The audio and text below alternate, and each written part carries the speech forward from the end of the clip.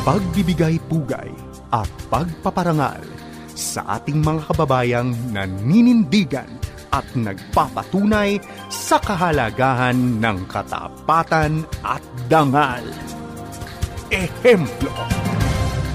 Ang programang ito ay napapakinggan sa 1143 DZMR Santiago Isabela, 1233 DYVS Bacolod City, 1197 DXFE Davao City, 103.3 The New J Cagayan de Oro City, 1062 DXKI Coronadal City, FEBC Radio TV YouTube channel, FEBC Radio TV Signal Cable Channel 185 sa pakikipagtulungan ng GCTV at sa inyong himpilang 702 DZAS FEBC Radio TV, agapay ng sambayanan.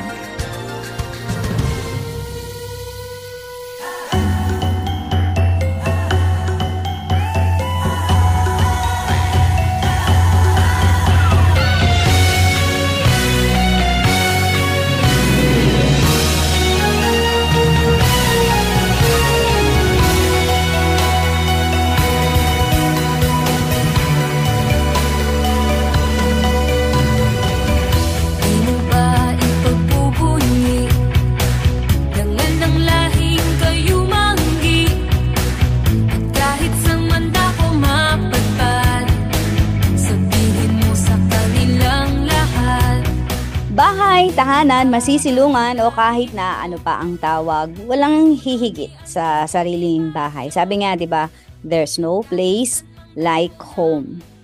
At ayon po sa Philippine Statistics Authority, 62% lamang ng pamilyang Pilipino ang nakapagsabing meron silang sariling bahay at lupa. At di na kailangan magbayad ng renta.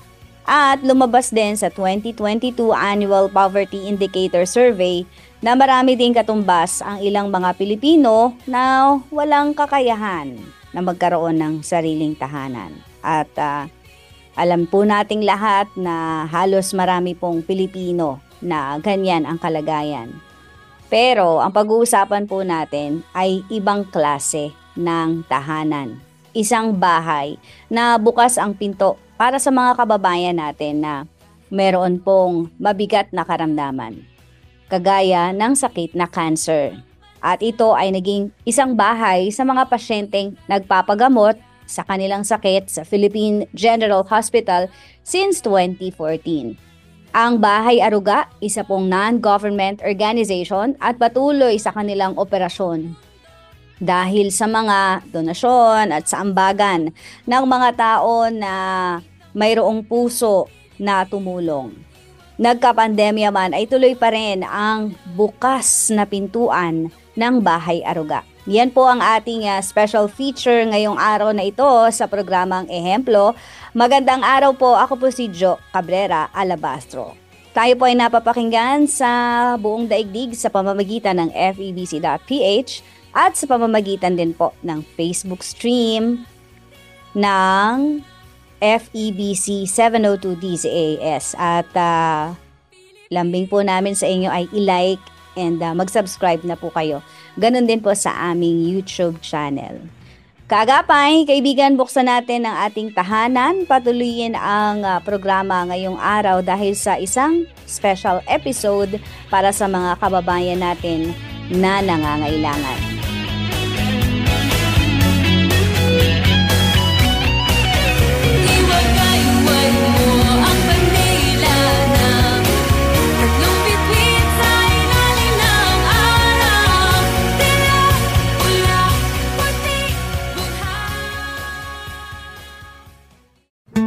Sa pagbabalik ng Ehemplo, ating tunghayan ang salaysay ng tampok na panauhin sa araw na ito.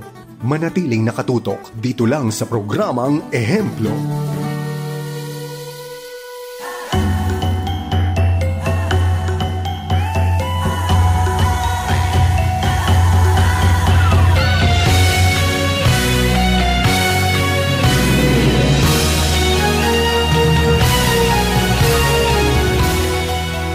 Kasama po natin ngayong araw na ito si Mrs. Jean Bonilla Bernardo. Siya po ay board member ng Bahay Aruga Incorporated. Magandang araw, Miss Jean. Magandang umaga po sa inyong lahat. Thank you po sa pagpapaunlak po ninyo na kayo ay aming maimbitahan at makapanayam sa pamamagitan po ng Bahay Aruga. Pero syempre, bago natin kilalanin ang bahay kung saan ka naroroon, ay paano nga po ba kayo, pwede nyo po bang ikwento yung journey ninyo? Paano kayo napabilang sa mahalagang gawain na ito? Bali, ako po ay pamangkin ng founding president po ng Bahay Aruga Incorporated, si Miss Marieta Bonilla. Mm-hmm. So, itinatag niya nga po ito sa, tama po yung pagkabanggit nyo, noong January 30, 2014, para nga po arugain ang mga batang may cancer na galing sa malalayong probinsya all Mm-hmm. over the Philippines. So, nag-join po ako sa Bahay Aruga last year nang lumapat sa akin yung aking sister, si Viana Bonilla Mata. Before po kasi, solely si Tita Marieta po talaga ang hands-on sa pag Pag-aalaga. hands-on sa pag-aalaga sa ano po ng Bahay Aruga, pag-ooperate ng Bahay Aruga. But then again, nung August 14, 2021, Mm-mm. kasamaang palad po isa po siya sa biktima ng COVID. Mm. So, na-COVID po si Tita Mayet noon and biglang ah, ang bilis ng mga pangyayari. At Mm. nung dinala po namin siya sa hospital is dead on arrival na. Mm. Tita Mayet po that time is 57 years old kung hindi po ako Oh, nagkakamali. bata pa. Yes po. And then, kung hindi rin po ako nagkakamali that time, nasa 35 families po ang nasa pangangalaga po ni Bahay Aragua.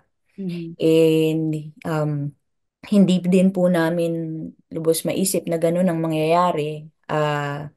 Kaya nagdesisyon po ang pamilya, ang mga kapatid po ni Tita Mayet na ipagpatuloy kung ano yung mga nasimulan ni Tita Mayet since hindi rin po namin kaya na mapabayaan yung 35 families Mm. kung isa-shutdown or i-close po namin yung Bahay Aruga. So totally wala kaming zero knowledge back to ano po talaga kami, back to Ground zero, scratch. oo. Nang magsimula po ulit kami ng 2021 dahil nga po si Tita Mayet po talaga yung pinaka hands-on sa pagka-operate ng Bayarga. Before po, nung may kanya-kanya po kaming career pa ng sister ko, tumutulong-tulong lang din po kami kapag kailangan niya.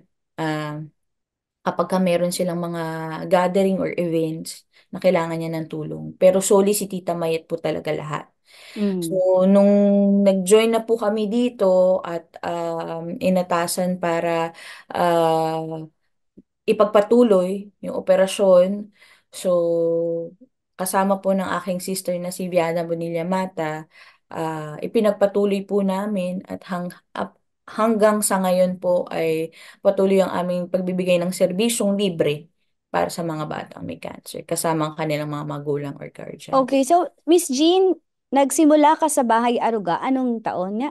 Last year po, May 2023. Last year lang din. Okay. Pero itong Bahay Aruga ay napasimulan nga since 2014. 2014. At pwede mo bang ikwento sa amin, ano yung nagbunsod sa iyong tita, nag-inspire para mag-alaga ng mga bata? Bata lamang ba sa Bahay Aruga? Ngayon po, ma'am, nagtanggap na rin po kami ng mga adult. Aha. Sabi nga po namin na hindi namin kailangang i-discriminate dahil nga po parehas lang naman ng pangangailangan ang mga bata at Oo, ang tama, ano? matatanda. Mm. So sa ngayon po meron kaming dalawang adult na inaccept at inaaruga sa ngayon. Pero majority po talaga is puro bata, pediatric. Okay, ayan. So nung una po na ang Bahay Aruga ay talagang inaaruga ay mga bata, no? Yes. 2014. Pero paano nga po nagsimula ito? Paano ito isinilang sa puso ng founder? Bali, ang business po talaga ni Tita Mayet is into events. Mhm. And then one time, nagkaroon po sila ng medical mission sa PGH. Doon po nagsimula yung kanyang idea. Marami po pala doon sa PGH na nasa sidewalk, naglalatag Oh. ng Mm. karton. Halos Mm. nandun na lahat ng mga gamit at doon sila nag stay. So, nagtaka siya bakit ang dami nila na nandun lang sa gilid. In-interview Mm. niya, kinamusta niya kung bakit nandun sila. So sila po pala itong mga galing ng mga malalayong probinsya, lumuwas at nakipagsapalaran dito sa Manila para ipagamot yung kanilang mga ano. Parang nakakadurog ng puso po na sa ganong sitwasyon na yung bata ay mayroong malubhang sakit, Mm. tapos hindi pa ganong ka-komportable yung kanilang um, Palalagayan, pinagtutuluyan, no? pinalalagyan, Oo. pagka mainit or maulan, hahanap Mm. lang ng lugar na masisulungan and then hihintay po ulit ng next schedule. Kasi sa dami din po ng mga pasyente sa PGH, mas gugustuhin na ng magulang at ng pasyente na maghintay na doon para sa next schedule of treatment. Oo. Ay, yung Doon tanong paghihintay, Miss Jean, gaano katagal ba?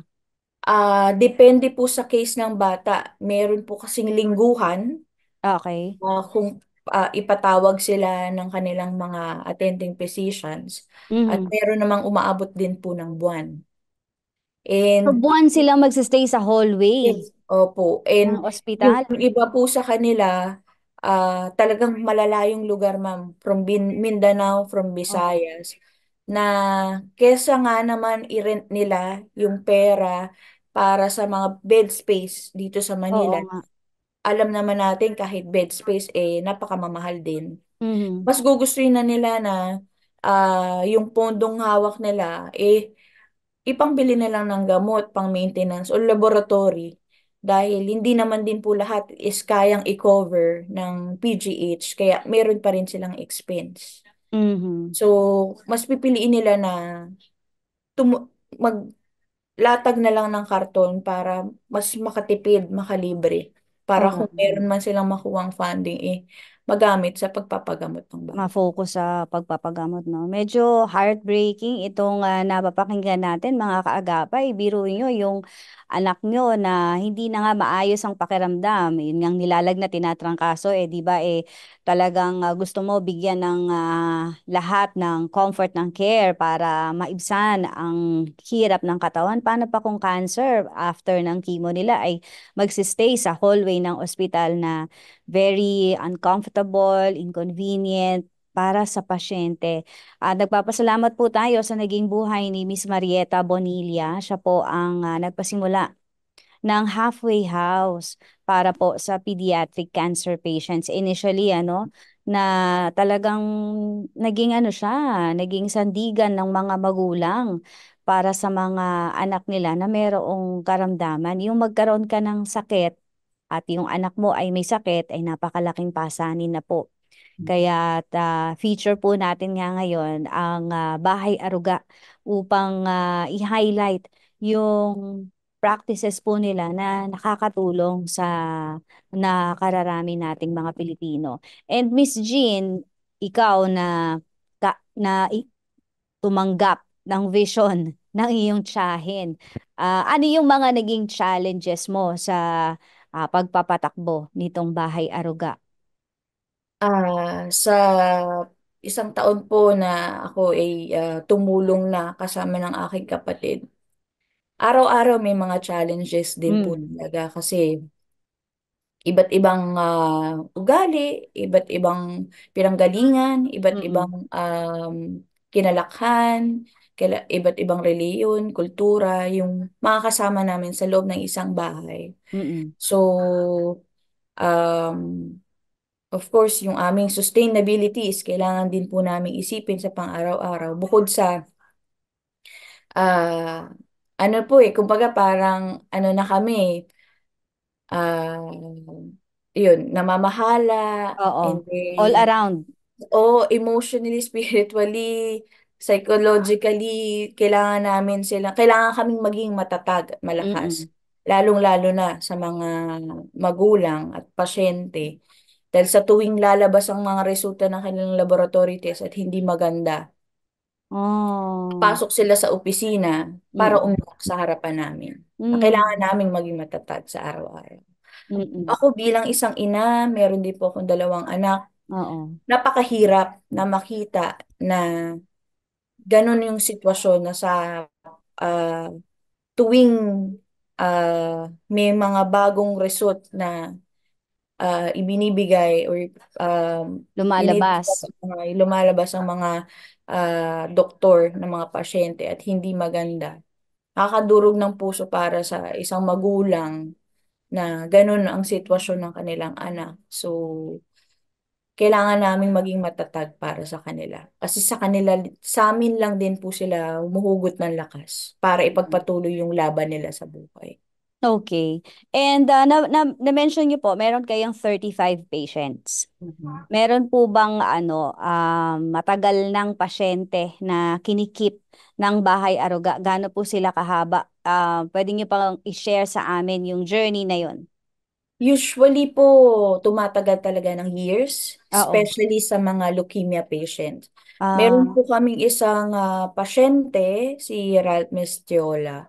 Dumating po siya that time kay Tita Mayet pa, 7 years old. And okay. then, siya ay taga Quezon Province. So, lumuwas dito para magpagamot sa PGH. 7 years old hanggang sa naging okay at Mm-mm. naging maganda ang lahat ng mga resulta ng kanyang Lab. hanggang sa bumalik po ng Quezon Okay. dahil natapos niya na lahat ng chemo cycle, Mm-mm. lahat ng mga treatments na ibinigay sa kanya. Unfortunately, bumalik po ulit after a year Oh. dahil nag-relapse. Uh-huh. Sa hindi namin mapaliwanag kung Maipaliwanag. anong nangyari pagbalik sa probinsya. Mm-mm. So, another 7 years na battle po, Mm. yung kanyang sinuong. Mm-mm. Pero nagpatuloy pa rin siya po ng pag-aaral kahit na nandito siya sa Manila. Mm-mm. Nag-online class sila, nagmo-module. Mm-mm. Hanggang sa nung 14 years old po siya, 7 years. This year lang po, ng January, he passed away po. So, ganun po katagal, madalas, taon, like kay Mm. Ral po, na 7 years yung battle niya bago siya binawian ng buhay. Mm. Ano lang po kasi, nakita namin siya from nung Bata pa siya. nagsisimula siya, bata pa lang, hanggang sa naging teenager, Mm-mm. hanggang sa ang dami niya naging pangarap, napakagaling mag-drawing, Mm-mm. napakagaling mag-painting. Mm-mm. Meron siya ang nabanggit niya sa amin noon na gusto niya na maging engineer kasi gusto niya daw magtayo ng mga buildings. Mm-mm. Pero yun nga po at hindi na binigay sa kanya yung ganong pagkakataon dahil siguro may plano din po talaga si Lord, baka Mm-mm. hanggang doon na lang yung binigay sa kanyang buhay para hindi na rin siya mahirapan. Mm-mm. Pero imagine niyo po, no, it was 7 beautiful years with Bahay Aruga na you made him feel like a normal child kasi he was able to study via online, and then makakita ka ng mga kapwa mo bata na merong sakit, something that will make you feel that you're not alone, ay ang laking impact po ng iniwan po ng Bahay Aruga sa, di lang sa buhay ng batang yon, kundi sa buhay ng family. Kumbaga na ang contribution niyo po ay meron siyang quality life, meron siyang community, merong tahanan na nauwian sa panahon na siya ay ah, nag struggle sa kanyang kalusugan. And meron pa bang mga kwento, Miss Jean, na talaga namang Mhm. makakapagpangiti naman o makakapagpa Mm. warm ng ating hearts? Sa ngayon po, bukod sa kanilang daily routine na Mm. pagpunta sa PGH, Mm. nagkakaroon din po kami ng mga different activities na kahit papano makatulong para sa kanila emotionally, Mm. physically. So, nagkakaroon kami ng, pagka meron pong mga sponsors and donors na gustong magturo ng mga art workshops. Aha. So, sila po is mga very therapeutic sa kanilang pagpipaint. So, kapag wala silang ginagawa at para hindi rin laging nakahiga lang, Mm. ah, pinagpipaint namin sila. And then yung mga paintings nila, ma'am, from sa canvas or sa mga native bags, Wow. ino-auction namin siya. Merong mga companies or mga schools na ini-invite po kami na magkaroon ng free booth selling. Binibenta namin yung kanilang mga paintings.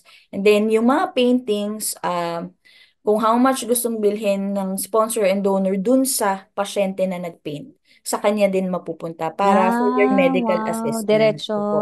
Yes. Oo. And then, aside doon, meron din po silang daily morning routine na Ah, nagpapaaraw mm. kapag maganda ang panahon. Mm. 6 a.m. po yun hanggang mga around 8 a.m. So, And anong then, ginagawa nila pag nagpapaaraw sila? merong mga iba na nagzuzumba. Ah, okay. Kaya pa Opo, nila, mag-zumba. nag-exercise, opo. Mm. Usually po kapag wala pa silang chemo or bago mag-chemo, Okay. hinahayaan po namin kasi kailangan po nila ng mas malakas na resistensya. Mm. Pero yung mga bagong chemo po, yun hinahayaan namin na magpahinga lang. Kasi nga po, Mm. ano yung ang ano ng katawan ng bata kapag bagong chemo. So nagkakaroon sila ng mga Zumba, nagme-meditate yung mga Mm. magulang para at least Mm. kahit papano um, mabawasan yung mga iniisip sa araw-araw. Mm. Kasi bukod dun sa kanilang anak na may pinagdadaanan, meron din silang mga pamilyang naiwan Oh, sa oo. probinsya. May mga Mm. anak din po na naiwan. So, may mga ganun po. And then, para kami isang buong pamilya Mhm. sa loob ng isang bahay, tulong-tulong. Oo. Dahil libre nga po sila sa amin, Mm. ang kanilang tirahan, pati pagkain kami na din po ang nagpo-provide para ah, wala na silang kailangang gastusin. Lahat ng mga pang araw-araw kami na po yung nagpo-provide. Mhm. So, ang kanilang tulong balik sa amin is yung andyan yung maglinis ng kanilang mga kama, Eh, dapat lang naman. tulugan, opo, Oo. ng kanilang mga gamit, Oo. maghugas ng kanilang mga pinagkainan, at Mhm. matulungan kami sa pagluluto sa pang-araw-araw po. So, Okay. ganun, para kami isang buong pamilya po na kahit na magkakaiba kami ng pinanggalingan, magkakaiba sila ng probinsyang kinalakihan, tulong-tulong po sa loob ng bahay, Aruga. Mhm. So, ibig sabihin nito, Miss Jean, ang isang batang pasyente may kasamang guardian. Yes po, ma'am. We require po na kailangan ng isang pasyente may isang parent or guardian na kasama since yung paglalakad lang sa tuwing ma-admit sila sa PGH, yung mga Mm. personal information na kailangan fill upan po, so, kailangan po talaga may kasamang parent or guardian. Even kahit yung mga adult patients po namin, Basta ah, may guardian. kailangan po meron siyang kasamang Okay. So, ibig sabihin yan ay 35 times 2. yes. So, Lagi po ganyan kung 70. ilan, opo. Yun po yung araw-araw na pinaprovide namin ng pagkain. At Okay. Oo. And doon sa sinabi niyo sa amin, medyo mabigat ikaw bilang nagpapalakad nito, tapos kailangan meron kang sunny perspective dahil medyo toxic yung environment kasi nga lahat yan halos merong sakit at may mga dinaramdam. How do you unload yung medyo mabibigat na hinaharap mo na situation? Minsan gusto mong umiyak o kaya tumunga nga lang minsan kasi nga nakakapagod yung trabaho mo. Sinong tumutulong naman sa'yo? bali, katuwang ko po dito sa papag-operate po is yung aking sister, yung bunsong Oo. kapatid ko po, si Biana Bonilla Mata. So, tulong po kami kasama po nung ibang staff at yung aming mga kanya-kanyang mga asawa. Of course, with the guidance po ng mga siblings po ni Tita Marieta. Mm. So, yung kanyang kapatid po na based sa Sydney, ginagaidan po kami dito sa Manila sa pag-ooperate po ng Bahay Aruga, si Tita Helen Bonilla Alarcon. Yung father ko po, ah siya po ang tumatayong presidente sa ngayon po ng Bahay Mm. Aragon, si Mr. Josefino Bonilla po. So yung mga guidance po na ibinibigay nila sa amin sa araw-araw, malaking tulong po. At yung support system na nakukuha po sa aking pamilya is Mm. napakalaking bagay po para dun. Yung aking very supportive na husband po na paminsan is nagiging volunteer din po sa amin since siya po is a registered nurse. So, Aha. kapag ka mayroong mga kailangang i-administer po na Emergency mga gamot na cases. kailangang i-inject sa katawan ng bata at Siya siya na. ay libre, siya na po ang nag-facilitate. So, maraming mga support system po na kahit papano sa araw-araw malaking tulong, malaking bagay po para sa amin dalawa ng sister ko Mm. na magampanan yung aming obligasyon na responsibilidad para sa bahay aruga. And hindi rin po matutumbasan yung fulfillment sa araw-araw na meron kaming natutulungan na Mm. nakikita namin na ah, very positive yung ah, ano ng mga bata sa araw-araw. Malaking reward na sa amin yun na makita namin lumalaban sila. Kasi Mm. um, sabi nga namin, hindi matutumbasan ng kaanumang Pera, no? yes, kapalit na material na bagay. Yung kasiyahan na nabibigay mo yung tulong na nabibigay mo dito sa mga batang ito. Mm. Actually, mga naging kaibigan na rin po ng mga anak ko. Kasi at an early age, sinasama ko na sila para at least maliit, bata pa lang sila, alam na nila Mulat na, paano no? tumulong Mm. na merong mga ganitong institusyon tumutulong. So, mga naging kaibigan na po nila. Kaya, yun, nakakatuwa po kasi sabi nga namin, i-enjoy nyo yung childhood nyo. Mm. Ipagpatuloy nyo lang yung buhay kahit na meron kayong pinagdadaanan. Kasi, for the past 10 years, marami na rin po kaming testimonials ng mga bata na gumaling na, is Mm. cancer-free, at Mm. nakauwi na ng probinsya. At Wow! pag Gusto tinatanong naming namin, marinig yan, Miss Jean. yes po, Kwento ka naman ng pag isang tinatanong namin, buhay ng isang yes, bata opo, na meron kaming mga pasyente ma'am na maliliit pa nung nandito sa bahay Aruga. anong And sakit then, ng isa? meron pong leukemia. Mm. And then yung iba naman po, most of the cases po sa amin, yung mga 0 to 5 years old, either eye cancer, retinoblastoma, or brain Mm. tumor. And then sa mga teenagers po, either leukemia or bone cancer, Mm. osteosarcoma. So meron kaming mga pasyente na leukemia patient, may mga eye cancer or retinoblastoma patient na nakabalik na ng province, nakapagpatuloy ng kanilang Wow! pag-aaral, and Mm. yung iba ma'am is college na. At Wow! ito ang nakakatuwa ma'am, meron kami isang pasyente, hindi namin ini-expect kasi nung dumating siya sa bahay Aruga, halos hindi mo na makikitaan ng pag-asa dahil butot balat na talaga ma'am. Ilang As taon siya? that time po parang nasa ah, 11, 12, mga ganun. And Ano ang case niya? sa kanya ma'am is dito sa may lalamunan, Mm. yung kanyang case. So, I think rhabdo sarcoma parang Mm. something like that po. So, butot balat na siya nang dumating sa inyo. Yes. Pero Mm. ngayon ma'am, meron na siyang sariling pamilya at No. nagka-baby, nanganak, nagkaroon siya ng baby. Kaya nakakatuwa, sabi namin, kung ang mga survivors namin na kaya nila na ipagpatuloy yung kanilang pamumuhay ng normal, kabalik ng Mm. probinsya at nakasama na yung kanilang pamilya, kayang-kaya nyo ding mga warriors, yung mga Mm. ngayon na nandito sa bahay Aruga. Kayang-kaya nyo rin kung ano yung napagdaanan nila. Kaya nyo ring malagpasan. Basta sundin nyo lang kung ano lahat ng pinag-uutos ng mga doktor. tapusin nyo lahat yung mga chemo cycles, mga radiations, lahat ng treatments. Kasi sa mga bata po, high chance of survival is mataas man basta early detection. Mhm, mm. At parang yung pag-stay dyan sa Bahay Aruga, parang roller coaster, ano? May masaya, may sobrang lungkot, sobrang high, sobrang low. Yes, every And day, ma'am, iba-iba. iba-iba, no? And naintindihan ko yung sinasabi mo na the sense of fulfillment, yung feeling na nakakatulong ka every day. Pero syempre, ikaw ay nanay, ikaw ay asawa, at parang yung duty mo dyan ay 24/7 din, no? Parang bahay din.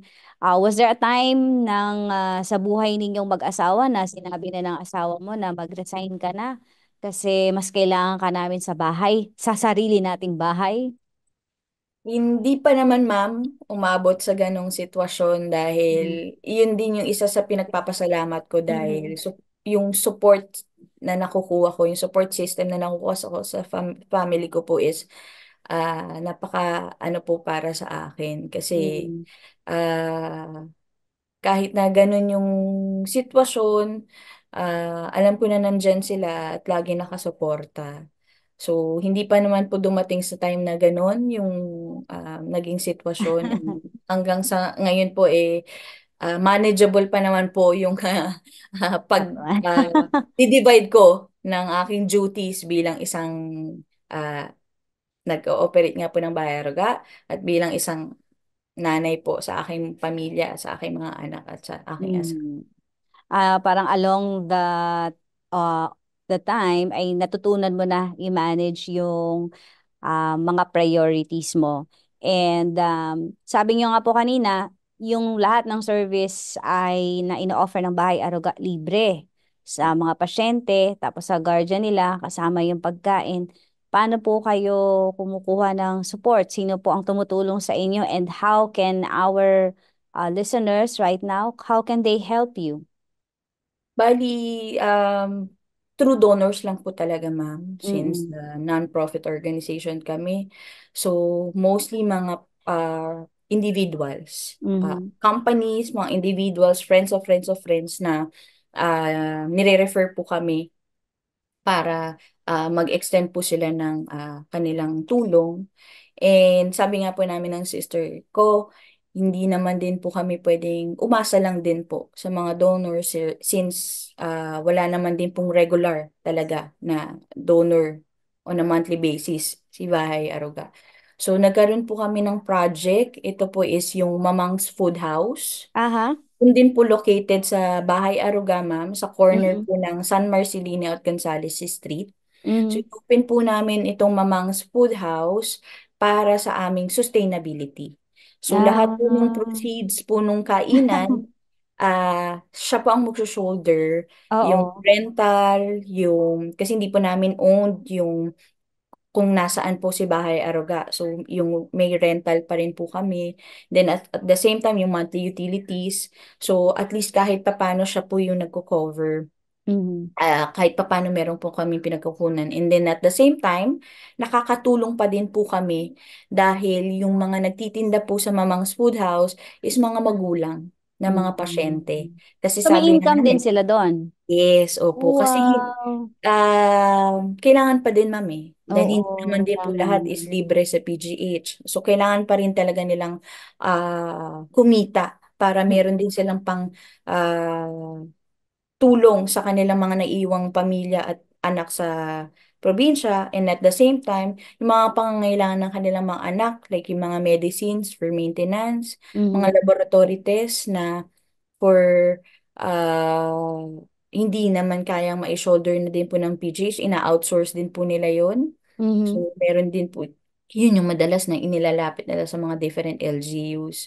So, yun, si Mamang's Food House ang nagsusustain sa amin, Mhm. aside sa yung mga donations po talaga from different generous people po na tumutulong kay Bahay Aruga.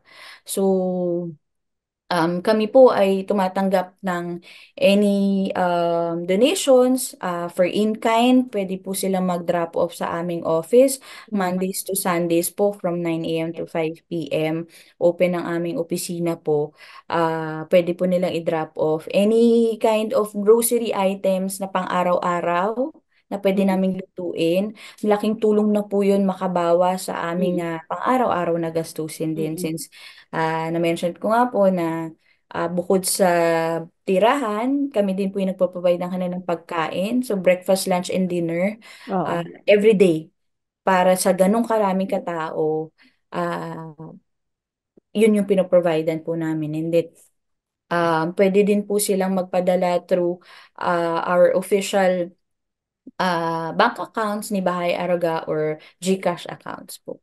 Okay. Bisitahin po yung Facebook page, ano. Ito Yes po po. ang ating feature ngayon po ay ang Bahay Aruga. Sila po ay halfway house para sa mga pasyente na meron pong cancer. Nagsimula po ito noong 2014 sa isa pong tulong ng kanilang founder na si Marieta Bonilla.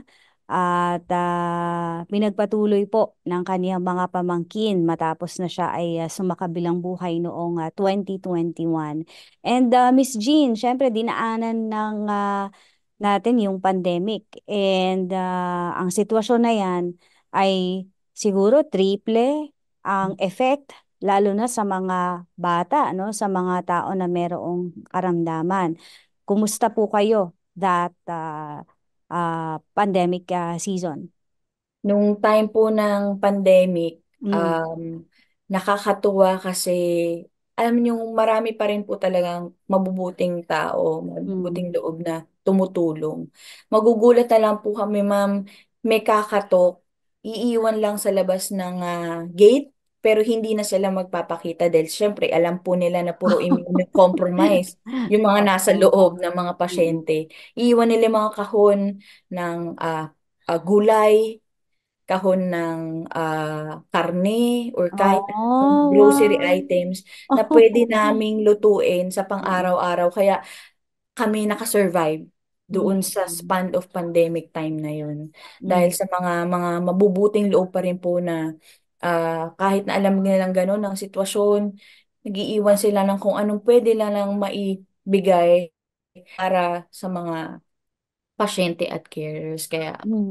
malaking pasasalamat din po namin sa mga anonymous na hindi namin din sila kilala, hindi namin na sila na-meet dahil kinatok lang kami para malaman na merong nag-iwan na box.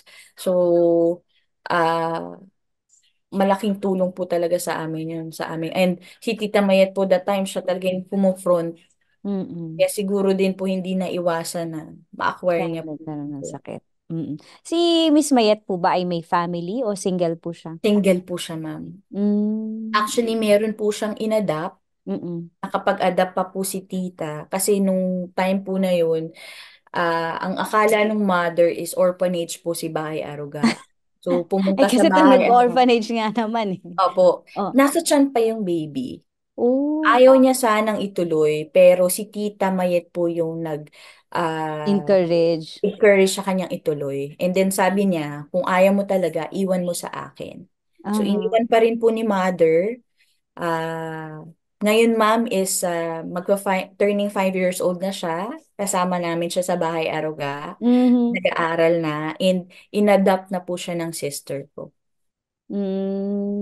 Pinagpatuloy Yes po. ang pag-aalaga doon sa Yes bata. po. And um, kumusta po yung mga patients natin noong pandemic season na naka-comply ba sila sa kanilang Ang ano po talaga, malaking pasasalamat namin na wala sa kanila mm, ang tinamaan or naka-acquire.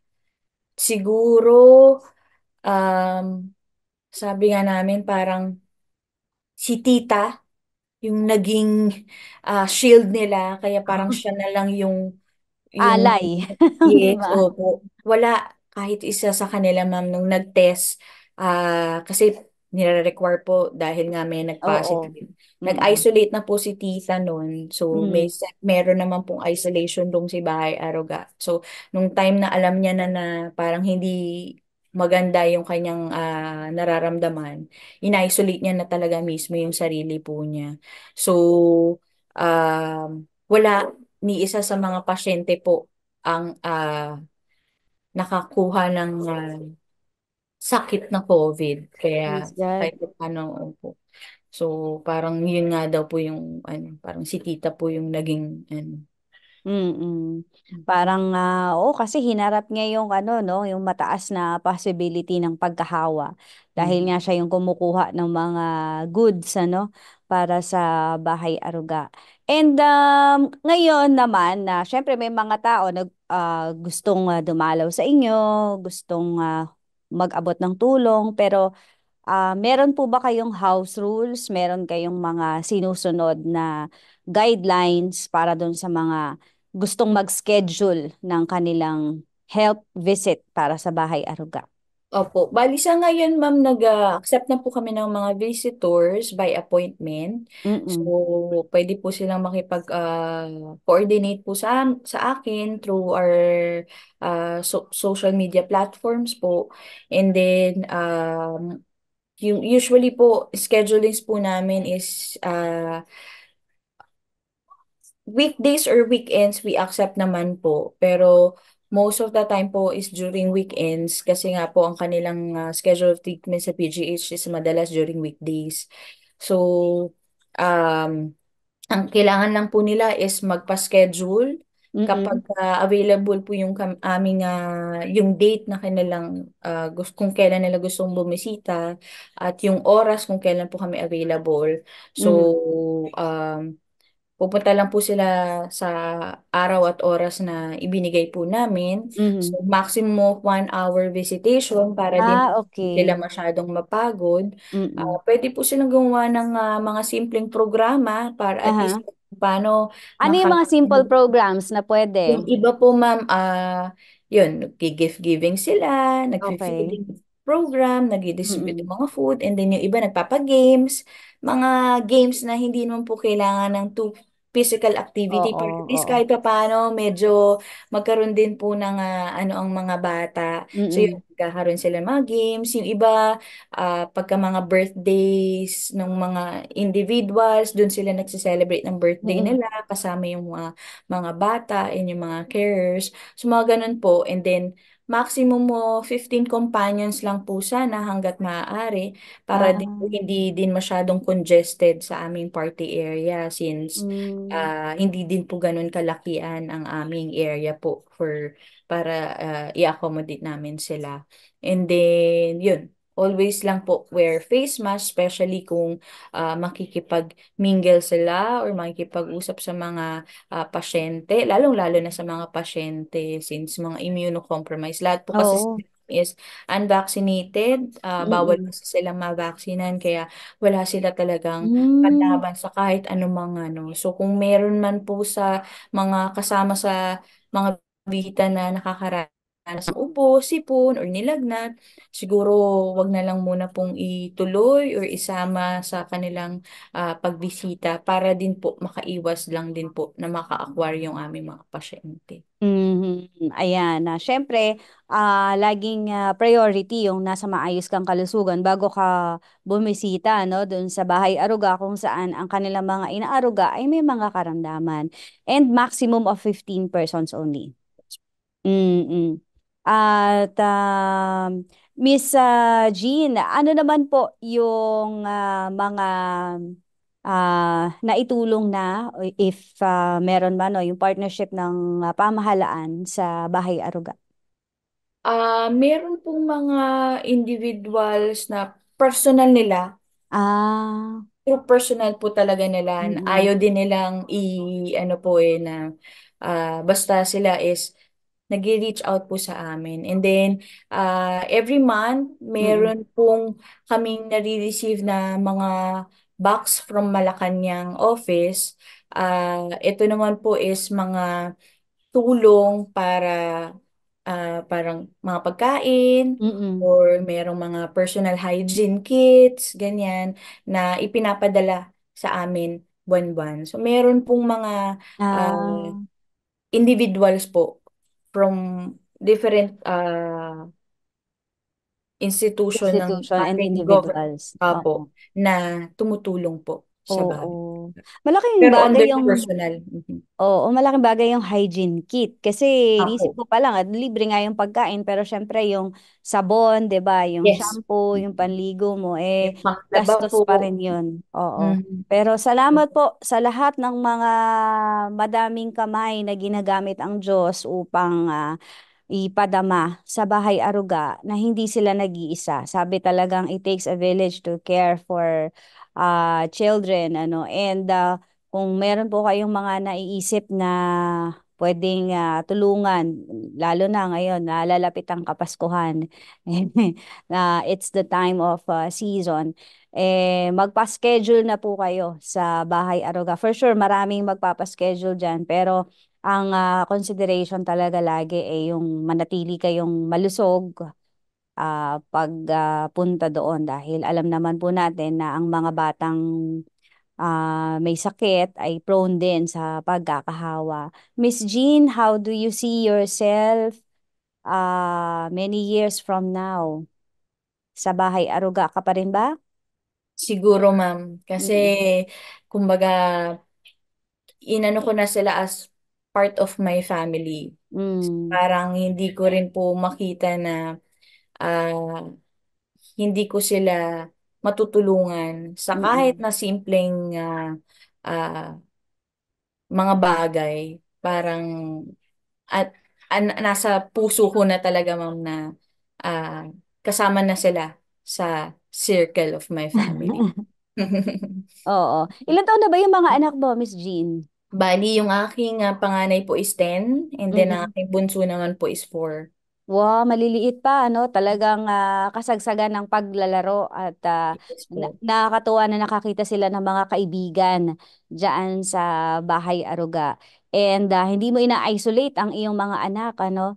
Doon Mm. sa mga bata na merong cancer. And ang ganda niyan, gandang learning sa mga bata niyan kasi nakikita nila yung other side of the world na yung kung ibang mga nanay, sinishield nila, sinishelter nila yung kanilang mga anak sa, kumbaga, mahirap na situation. Ikaw naman ay minumulat mo ang Mm. iyong mga anak. Do you ever remember nung bata ka, ano yung mga naging preparation mo na ginawa sa'yo ng Panginoon para harapin yung ganito ka bigat na challenge na pagiging isang pinuno sa bahay aruga?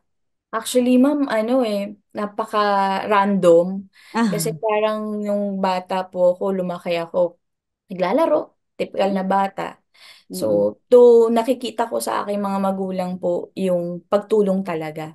Mm. Kasi ang aking father po is natapos ang kanyang serbisyo bilang isang magiting na PNP officer. Wow! Retired police officer po kasi ang aking tatay na Ah. nagsiservisyo sa bayan. Lumaki Mm. po ako na ang aking tatay po mas madalas na pinipiling magserbisyo sa bayan kaysa ang Mhm. kasama po kami. And at the same time, ganun din po yung aking mother. Mm. Malapit din po talaga siya sa pagtulong dahil ah, na ano po siya, naging active po siya sa simbahan. Mhm. So, siguro isa yun sa naging malaking factor din po Oo, no? na Expose ka. tumulong kaming magkakapatid sa kahit na simpleng bagay o maliit na bagay. Makatulong kami, maka-extend kami. And hindi namin ni-expect ng sisters ko po na ganito po pala yung magiging ano namin. Oo, magkakaroon kami ng ganitong malaking responsibilidad, yung Mm. ah, mas marami pa kami yung matutulungan po, lalong-lalo na dito sa mga batang may Mm. cancer. So, Ano yung iniiyak ng puso mo, Miss Jean, sa ganitong way of life, yung helping kind? eh, actually, ano sabi nga po namin ng sister ko, parang yung early age na ganun, kasi ang Mm. pinaka-youngest namin, ma'am, is 10 months. Oh. 10 months old. Anong Ah, case no, nung 10-month-old? yung 10 months old po is retinoblastoma, eye cancer. Oh. So, yung isang mata po niya is na-extract na. So, isang mata na lang Mm. po. And hopefully sana, wag mahawa Ma-preserve, yung... ano? Oo. Mm. Kasi marami po kami mga cases, ma'am, na dumating sa amin, nakita pa ang mundo, nakita pa ang bahay Mm. aruga, nakita pa kami. Mm. Pero the following day, both eyes extracted. So, Mm. kakadurog po ng puso na. Mm. Pero, ang positive side, nakauwi na po siya ng sa kanilang probinsya dahil cancer-free na. Oo. So, wala siya nakikita, pero kasama pa rin po niya yung family niya. Mm. So, sabi nga namin ng sister ko, yung araw-araw na mga challenges na experience namin, mga petty things na mga problema, parang hindi matutumbasan yung araw-araw na iniisip ng magulang at ng pasyente. Yung araw-araw na gigising pa ba ako kinabukasan, anong mangyayari sa akin sa mga susunod na araw. Mm. Kasi ang cancer is napaka-traidor po eh. Um, Katulad nga po nung na-mention ko kanina na hindi namin i-expect kay Ralph na ganun yung kakahinatnan niya dahil ang thinking namin sa kanya lumakas na siya, nakasurvive na. mm. Pero sa isang iglap biglang bumalik. Mm. Parang sabi namin, yung mga maliliit na bagay, maliliit na problema, parang walang-wala sa araw-araw na problema na kinakaharap nila. So Mm. parang sa ganun ka early age, binigyan silang ganung pagsubok. Parang nakakadurog din po ng puso na makita sila na ganun yung sitwasyon. Pero kailangan namin lakasan yung aming loob. Kailangan namin tatagan. Kasi sabi ko nga po, sa amin sila humuhugot ng lakas. Kung kami magpapakita ng kahinaan, paano na lang po kami makakasurvive Mm. sa araw-araw. So, kailangan talaga namin maging matatag. Kahit na minsan ako, ah, yung me time ko, pag Oo. mag-shower na ako, Oo. yung may iyak na lang ako na, Oo. bakit ganun? Bakit Mm. ganito yung ano? Pero, sabi ko, kung makakasurvive naman sila sa pinagdadaanan nila, malaking bagay na para sa amin ng sister ko na, ah, sorry, na, yun nga po, mapagpatuloy nila yung normal nilang buhay. Kaya yung mga problema, maliit na bagay, hindi matutumbasan no, kung ano man yung araw-araw nilang problema Mm. araw-araw nilang iniisip. Mm. Yung mga magulang, sobrang bilib po ako. Kasi Mm. kahit na ganun, talagang tinatatagan nila yung loob nila, nilalaban nila yung kanilang mga anak Mm. para ipagpatuloy yung kanilang ano. Mm. Bago po tayo magpatuloy, Miss Jean, can I pray for you at ang Bahay Aruga Incorporated? Tayo po'y manalangin, mga kaibigan. Panalangin po natin ang ating kasama po ngayon, ang Bahay Aruga. Panginoon, dinadalangin po namin, tinataas po namin sa inyo ang Team Bahay Aruga sa pangunguna po ni Miss Jean Bernardo, ah, ng kanyang kapatid, Panginoon, na tumutulong po para ang Bonilla Sisters, Lord, na tumutulong upang sila ay magpatakbo ng Bahay Aruga. Lord, indeed, napakabigat po na um, responsibility, napakabigat na pasanin na ibinigay po ninyo kay Miss Jean Bernardo, sa kanyang kapatid, sa kanyang tatay, sa kanilang family. Pero Lord, hina-highlight nyo rin po rito, dun sa mabigat na responsibility, ay hindi po sila, kundi po yung kakayahan po ninyo na itawid ang mga bata sa pamamagitan po ng mga tulong ng nakararami at sa pamamagitan din po ng mga pamilya na ito na namumuno sa Bahay Aruga. We pray, Father, that you will grant them more joy as they serve you through this ministry. We pray, Lord, sa mga tumutulong that you will always continue to bless them as they become a channel of your blessing. We pray, Lord, for the guardians, the parents ng mga bata na kalakasan, perseverance, ng diligence, most of all, ng faith, pananampalataya po sa inyo upang lagi silang magkaroon ng malalim na relasyon sa inyo, dumulog sa inyo sa kalagayan ng kanilang mga inaalagaan, ng kanilang mga anak. Dalangin din namin ang lahat ng pasyente, Panginoon, sa bahay.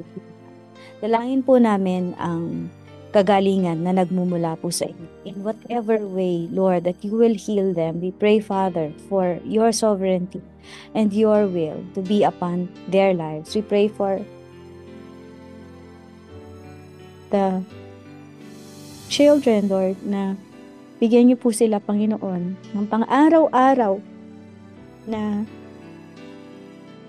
joy, Lord, sa kabila ng ang hirap ng kanilang kondisyon, sa kabila ng mabigat ang kanilang pangangatawan, ang kanilang pakiramdam. We pray, Father, that you will extend your loving arms to them and that you will grant them healing.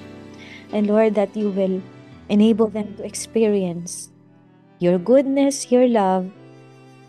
And salamat po sa community na ito, na they are surrounded with love. And we pray, Father, that you will also touch the many hearts of the people to extend blessings upon blessings to this organization, Panginoon. Ito pong Bahay Aruga. This is our prayer in Jesus' name. Amen. Amen.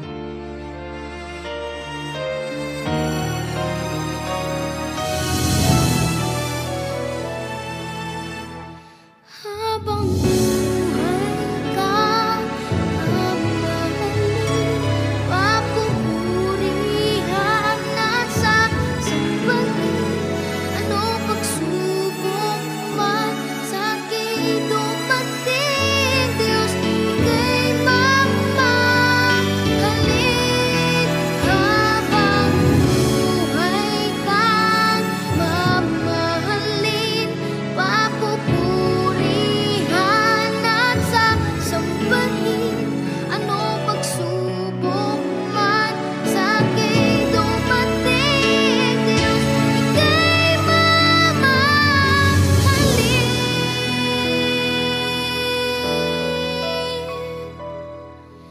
pa rin.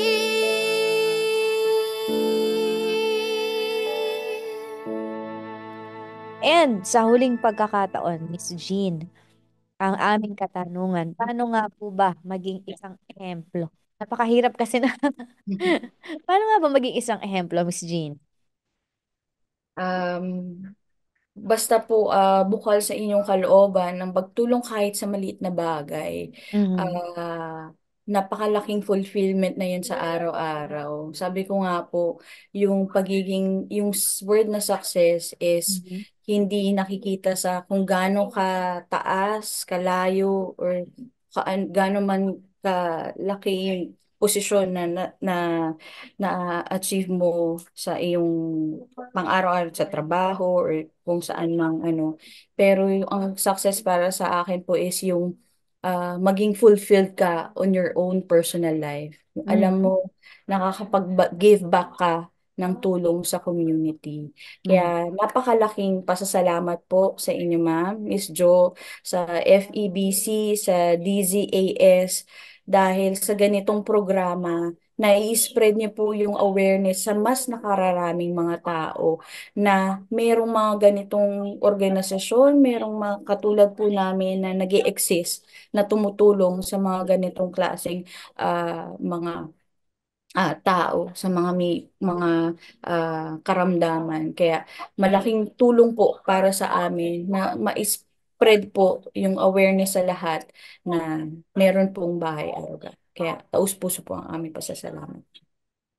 Maraming salamat sa iyo, Miss Jean. Ako naman, ako ay sobrang na-touch sa inyo pong kabutihan sa pag-extend ng blessing para sa mga family na mayroong cancer patients. At doon po sa mga, tumatanggap pa rin ba kayo ng mga aarugain sa kabila Yes, ng marami na kayo? Paano kayo opo. makakontakt, Miss G?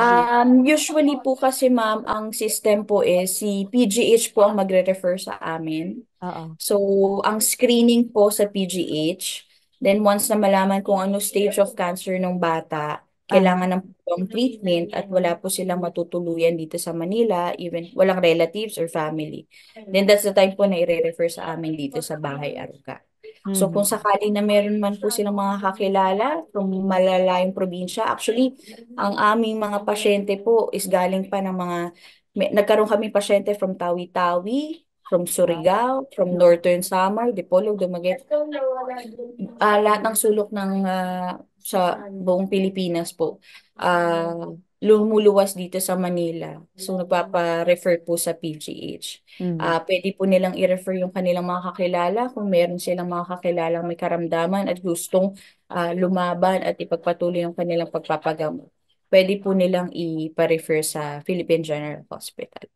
Okay. Ayan po. Maraming salamat po sa inyo, Miss Jean Bernardo ng Bahay Aruga Incorporated. Talagang isa kayong pagpapala po. Thank Maraming you. maraming salamat din po. And God bless po. More power po sa inyong programa. Salamat sa iyo, Miss Jean. At bago po tayo magtapos, basahin ko lang po ito no sa John 9. Kasi maging ang mga disipulo ni Jesus nagtanong sa verse 1 sabi, sa paglalakad ni Jesus nakita niya ang isang lalaking bulag mula pa ng ipanganak.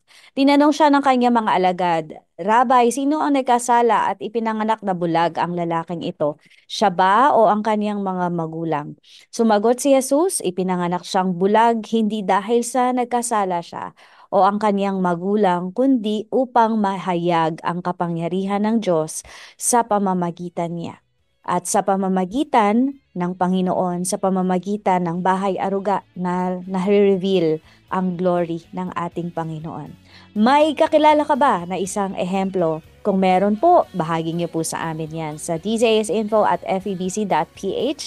Salamat po sa ating production team. Salamat kay Kayla Jean, salamat kay Angelica Calayag, kay Brian De La Cruz at Nathaniel Peralta. Ako po naman, Jo Cabrera Alabastro, para sa programang Ehemplo, nagpapaalalang saan man, kahit kailan at kahit sa maliit na paraan, maging isang mabuting ehemplo ka, kaibigan.